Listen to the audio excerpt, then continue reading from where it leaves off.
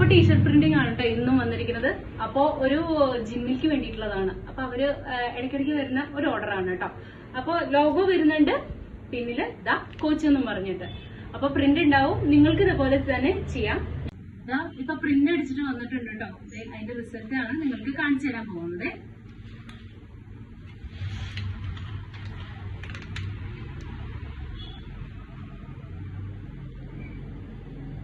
ലോഗോയും തുറന്നു കാണിക്കാം.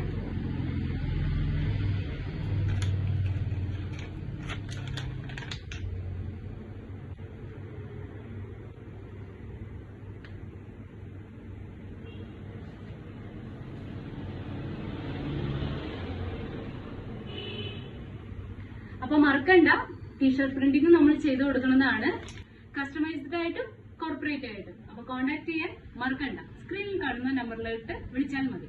അപ്പൊ അത്രയ്ക്കുള്ളൂ. ബൈ.